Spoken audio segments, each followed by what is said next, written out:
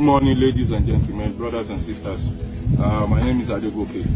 I was on my way on Saturday, the 6th of March 2026 to Sokoto while I was apprehended on the way. And the ransom has been set at 100 million naira. Please, brothers and sisters, I'm begging and pleading that you guys should please help me so that I can leave this.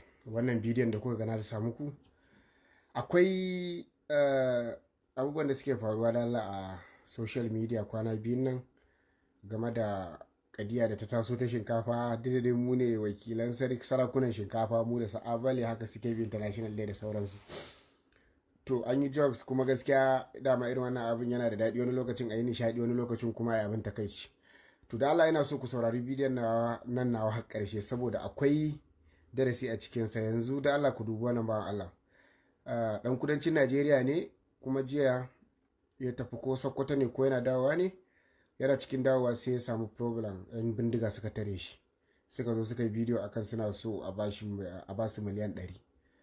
to abin da zai baka mamaki a cikin bidiyon nashi, wallahi in ka duba manyan handles na yan kudu, manyan handles na yan kudu, in ka shiga Twitter, ka shiga Facebook, ka shiga TikTok da Instagram da sauran platforms dai, za ga suna ta kafewa, suna ta nuna irin alhininsu, dan uwansu ya tafi wani gari an tare shi, an ce a bada 100 million. Dama sun faɗa cewa ai Najeriya Kiristan take cin mutunci, amma an ce ƙarya ne, gashi. To abin da yasa ko da yaushe irin wannan abin idan ya faru magana su take tasiri, ba wani abu bane, jajircewa suka fi mu. Amma yanzu kai ka san cewa bai da za a ce wai an fi cin zarafin Kirista a arewacin Najeriya akan yadda ake cin zarafin musulmai yan uwanmu. Saboda idan mutanenmu abubuwa sun faru, wallahi ba ma iya tashi mu mai da hankali akai. Yanzu ka duba kadiyar nan da ta taso ta abubuwan da suka faru da mu, yadda social media ta rikice. Irin so in ce shine wallahi idan abubuwa suka taso wanda ya danganci abin da zamu yi nasara ko kuma wani abu na alhini, mutanenmu da content creator da mu duka kanmu ba mu cire kanmu ba, wallahi ba ma mai da hankali. Mun fi mai da hankali akan abin da ya shafi shashanci.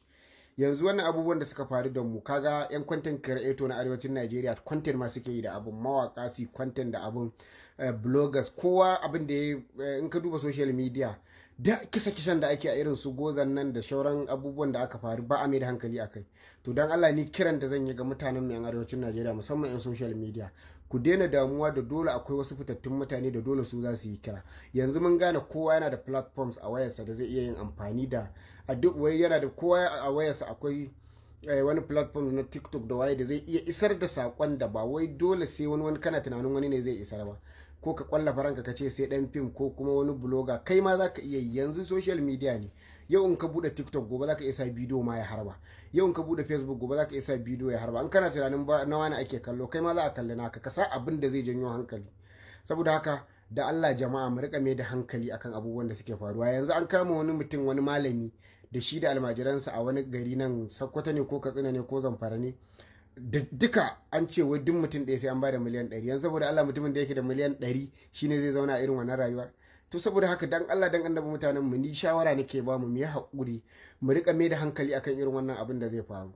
Yanzu duk gwamnoni da kake gani a arewacin Najeriya nan duk sun koma APC saboda tunanin su kawai mutanen mu ga abin da za a zo a ba su ranar zabe za su yi zabe. Mu je mu yanki katin zabe da kanmu, za mu canja gwamnatin da muke so, ba ruwan mu da su nawa ne.